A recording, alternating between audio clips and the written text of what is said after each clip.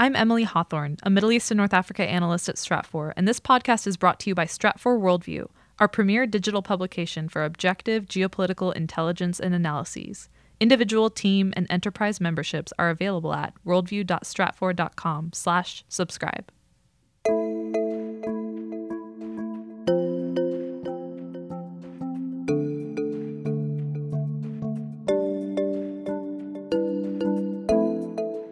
Aging demographics and rapid technological progress are creating a lot of pressure. And, the answer to many of these states is to increase female labor participation. Welcome to the Stratfor Podcast, focused on geopolitics and world affairs from Stratfor.com. I'm your host, Ben Sheen. Increasingly, women worldwide are playing a leading role in the social, economic, cultural, and political achievements of nations. In many cases, their contributions are now seen as the key to a country's economic future. In this episode of the Stratfor Podcast, we celebrate International Women's Day by inviting three of the leading minds here at Stratfor for a discussion on these issues and broader geopolitical implications from their unique perspectives. Stratfor Vice President of Global Analysis, Reva Goujon, sits down with Senior Science and Technology Analyst Rebecca Keller and Middle East and North Africa Analyst Emily Hawthorne to explore both the challenges and opportunities for women working to shape tomorrow. Thanks for joining us.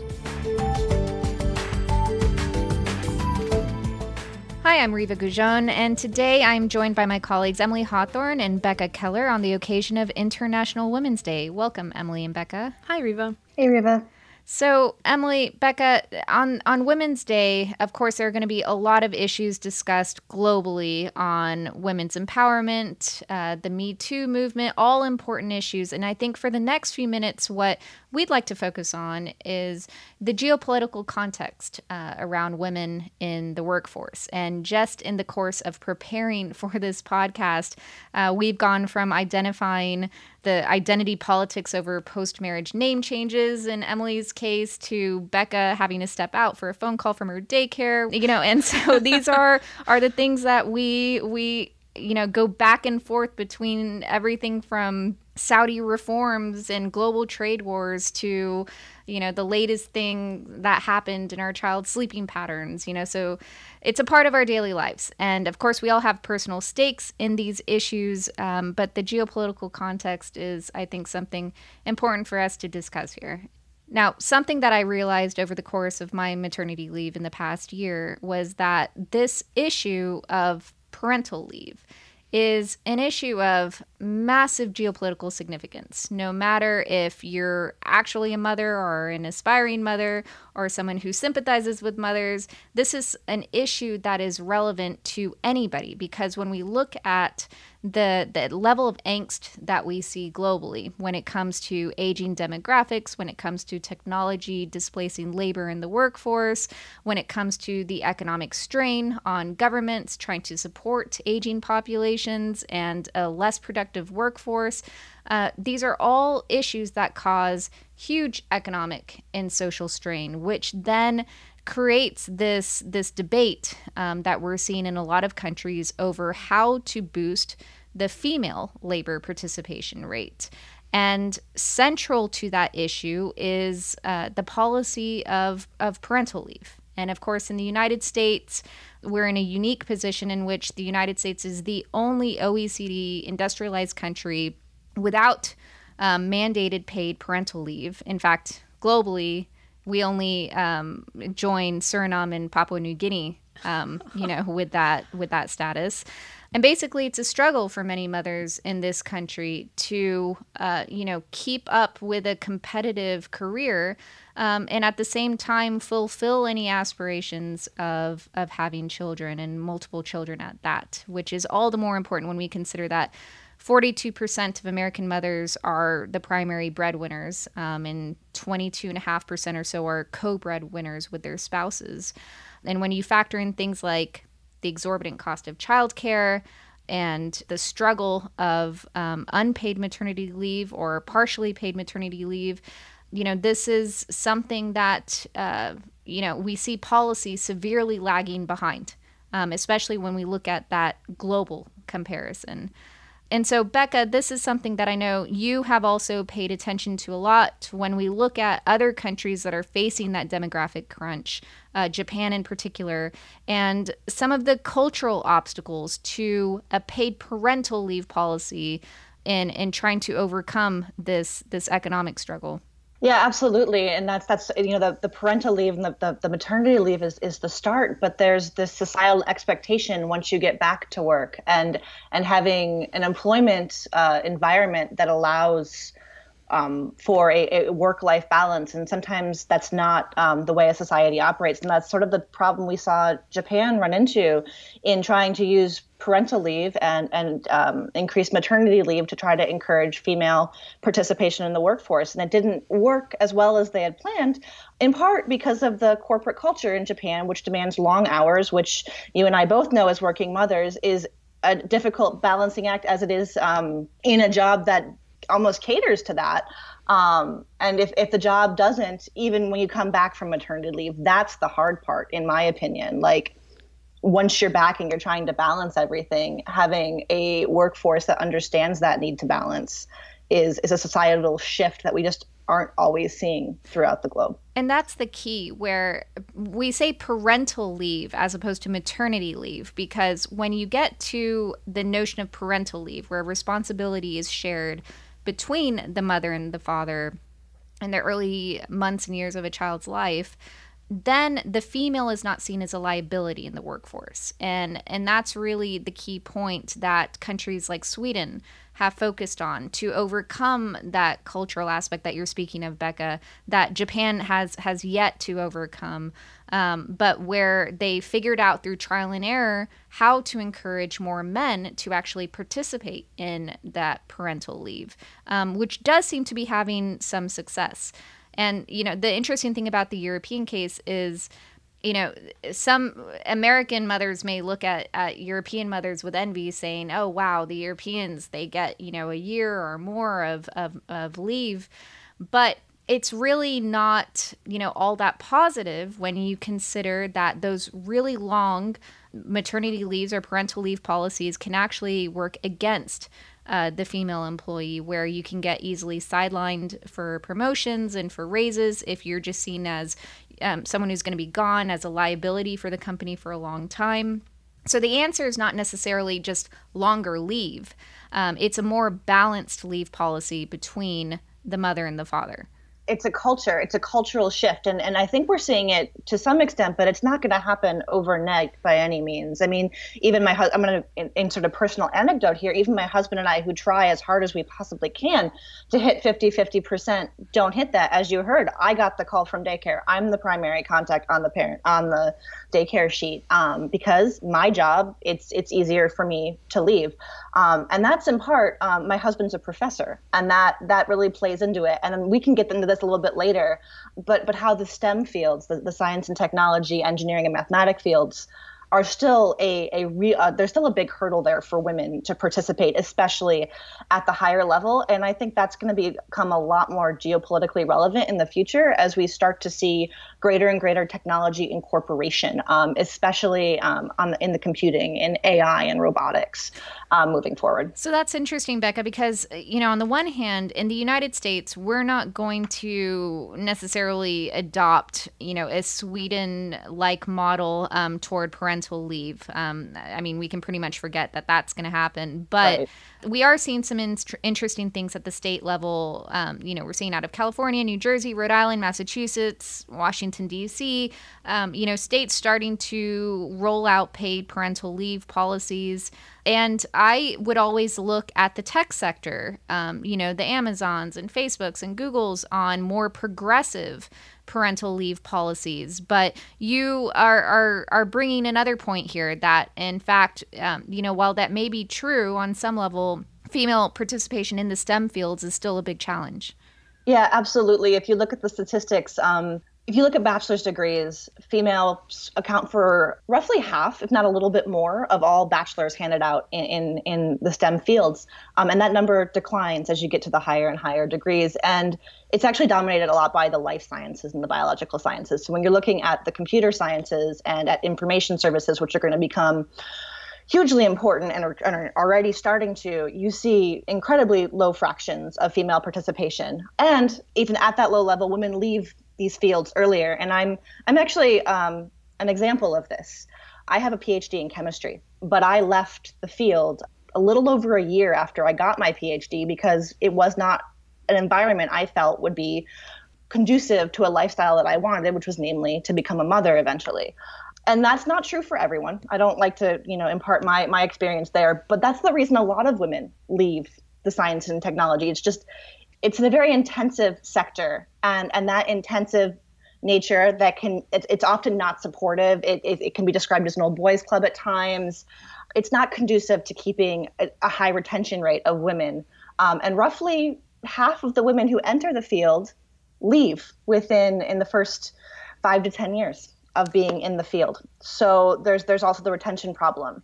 And if we're going to look at women in the workforce moving forward and they're not participating in the STEM fields, that's an increasingly large portion of our workforce as we become more automated and that becomes incorporated into daily life.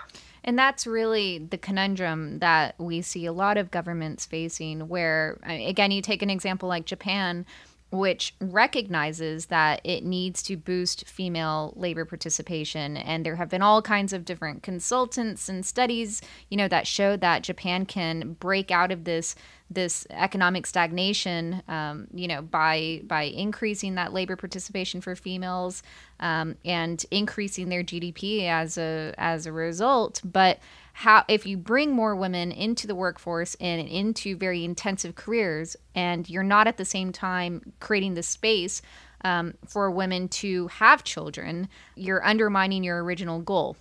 Exactly. And so this is the challenge when we look at childcare cost, when we look at just rational parental leave policies and what states are having to contend with and try to learn from different examples. I really think in the United States case, this is something that's going to come from the corporate level, where you're going to have more people that will be discussing at the executive level, what are our companies' leave policies, and that's a question that I think should be asked, not just by aspiring mothers, but, men, whether or not, they have children, but in the interest of having more progressive leave policies for a more, sustainable workforce to retain talent. There are a lot. I have, friends of my own in a variety of industries who are just more vocal about these issues in their respective careers, and that perhaps is where we could see more change mobilized through those corporate channels. We'll get back to the second part of our conversation marking International Women's Day, including motivations behind cultural shifts on women's rights in the Middle East, in just one moment. And if you're enjoying the conversation, be sure to read some of our related columns, contributions, and analyses on Stratfor Worldview. These include columns such as the Geopolitics of Postmodern Parenting and the Geopolitics of Parental Leave. We'll include some links in the show notes. And if you're not already a Stratfor Worldview member, you can learn more about individual, team, and enterprise access at worldview.stratfor.com/subscribe. Now on to part 2 of our conversation with Stratfor's Reva Goujon, Rebecca Keller, and Emily Hawthorne.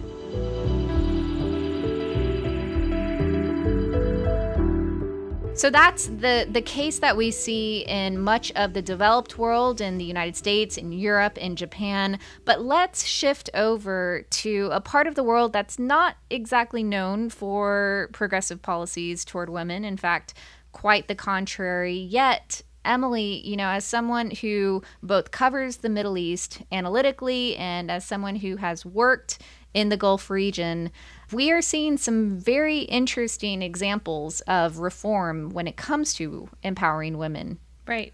I think that when we're talking about this global context for International Women's Day and some of the big shifts that are happening, I think it's natural that a lot of the media coverage is going to Saudi Arabia. A lot of people are aware that in June, women will be allowed to drive for the first time in Saudi Arabia to get licenses. And there are a lot of other changes that are happening that I'm not sure people are aware of as well. The Shura Council, a governing council in Saudi Arabia that has a lot of clout with the ruling family as well as with the clerics that run a lot of the sort of social mores in the kingdom, they are discussing an end to that guardianship system that prevents women from conducting business by themselves, traveling by themselves, getting visas by themselves. So there actually is a real discussion happening right now that would end that guardianship system. Already this year, there was a decision that said that women can now own a business with some stipulations, but without a guardian. And this is huge. And this gets to, I think, how this discussion about Saudi really plugs into the conversation that you and Becca were just having, is that Saudi Arabia is in the midst of a lot of economic reform plans. They're unrolling a lot of ambitious vision plans. And a huge goal is to increase national participation in the labor force, as well as to increase GDP and to diversify the economy. Well, women are a huge part of that. And there is already an entrepreneurial spirit in Saudi Arabia that the government is trying to tap into. So we're seeing more and more women being appointed as CEOs and leaders of organizations in Saudi Arabia. It's still certainly a significant minority compared to men at the top of organizations. And that's probably not going to change for many, many, many years. And culturally, Emily, how does that actually play out in practice? Because the idea of a female superior in a very patriarchal society like Saudi Arabia, I imagine, could create a lot of social tension. And I think that is certainly the case. I can say I'm not a woman from the Middle East, but I did live in the Middle East, and I did encounter some of the same issues when you request a meeting with a male CEO or a male chairman and you're a young woman. There is an extra barrier to cross there. So I can only imagine the type of work that Saudi women have been doing and the groundwork they've been laying in order to be accepted into boardrooms and be accepted as CEOs. But if you look at some interviews from some of these women who have made it to the top of some of these organizations, Samba Financial Group, the Tadawul Stock Exchange, Citibank, Middle East, they have said that they knew the task at hand, which was to do the work, and they ignored a lot of the societal barriers that they simply pushed through it. And I think that they are opening doors that other women are going to be able to push through. And notably, they're opening doors that women who are educated in Saudi Arabia are going to be able to push through, because one of these really prominent women actually went to university in Saudi Arabia. And some of the women who have held prominent leadership roles in countries like the United Arab Emirates, which has a more progressive view on social issues and rights for women and the ability of women to be at the top of an organization, a lot of those women were educated abroad in Europe, in the United States. And I think right now there's this mix of young Saudis who were educated abroad, but also educated at home. And there's a mix happening of sort of what they saw worked abroad and bringing that back home. And now with the young crown prince at the top of the food chain in Saudi Arabia, he is pushing for allowing for some of that change to happen. So it's happening amid a much broader rash of social changes in the kingdom at large. And we'll need to see, given the concerns of the religious establishment in Saudi Arabia, which so far has been relatively contained, but moving forward, the more Mohammed bin Salman keeps trying to push with these reforms and really, testing a lot of societal norms, that is something that we could see arrested to some degree by that pushback. Absolutely. And I think that one thing about women's rights in Saudi Arabia or really anywhere, 50% of the global population does not think about these issues in the same way. Mm-hmm. There's not going to be one position that women are advancing in Saudi Arabia. There's different levels. We're seeing that especially in Iran right now, just across the Persian Gulf, where we're seeing groups of women campaigning to access soccer stadiums. That's another thing that recently changed in Saudi Arabia. Women are allowed to go to soccer stadiums. Still not the case in Iran, but there are vocal groups of women that are pushing for that to change. And I think there are a lot of young Iranians that want that to be the case. But there are also Iranians that are not ready for shutting down or changing some of the social practices as they've become used to. So I think that that's also a dynamic of this, is that people think about it in different ways. And so the conversation has to bring a lot of different people to the table. And it's amazing the speed at which we're seeing these changes take place. I remember just last year, you and I were talking about an article that was discussing how Saudi women, given that they weren't able to drive previously, would basically have very high participation in bumper car venues where it would just be, women only nights. And that was the time for women to enjoy the sensation of driving. Or even to learn to drive. And that was a great, there's been some great coverage of that in Saudi Arabia. And also, I used to live in Dubai, and there are plenty of Saudi women that are driving in Dubai. And so they learn to drive in other places. And a lot of this, the regulation toward women in the workforce in Saudi Arabia, is in some sense acknowledging a reality that's been there for quite some time. Absolutely.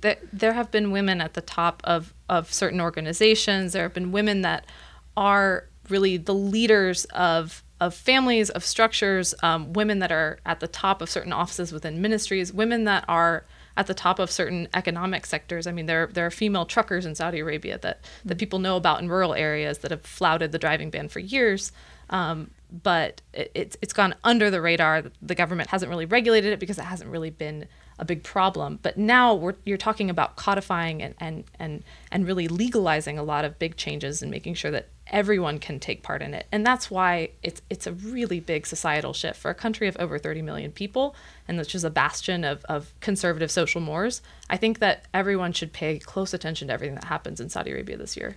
So it seems like the underlying thread to each of these issues is the economic imperative underlying each of these states, and looking at what countries need to do to remain economically competitive in an era where aging demographics and rapid technological progress are creating a lot of pressure on the state. And the answer to many of these states is to increase female labor participation. But the economics of childbearing still need to make sense at the end of the day. There needs to be rational policy toward incorporating women into the workforce. You can't have women entrepreneurs in Saudi Arabia who at the same time can't drive or, can't fill out their own paperwork, and so the legislation has to catch up to a reality in some sense.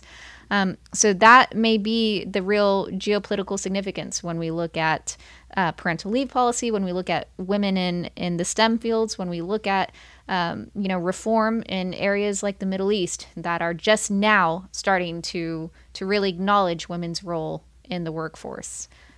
And yeah, exactly, Reva. And what you're saying begs the question, if we're looking for societal shift, are we starting to see the beginnings of that? Is it the Me Too movement? Is it the changes we're seeing in the Middle East, or is it something that's still to come? So that's what we'll continue to look for. So yes, we are seeing that early awareness toward the need to increase female labor participation around the world. The question that we're still testing is whether that acknowledgement will actually turn into action and rational policy at the end of the day. Thank you, Emily and Becca, for joining me in this very important discussion today. Thank you, Reva. Thanks.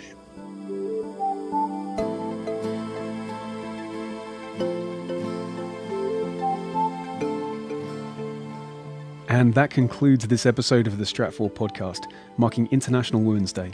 If you're interested in reading more on this topic, be sure to check out our related columns and assessments on Stratfor Worldview. You'll find several links in the show notes. Worldview members can also contribute to the conversation and engage with Stratfor's analysts, editors, and contributors in our members-only forum. If you're not already a member, learn more about individual, team, and enterprise access at stratfor.com/subscribe. Or even if you have an idea for a future episode of the podcast, you can email us at podcast@stratfor.com. We really appreciate your feedback. And also consider leaving a review on iTunes or wherever you subscribe. And for more geopolitical intelligence, analysis, and forecasting that reveal the underlying significance and future implications of emerging world events, follow us on Twitter @Stratfor.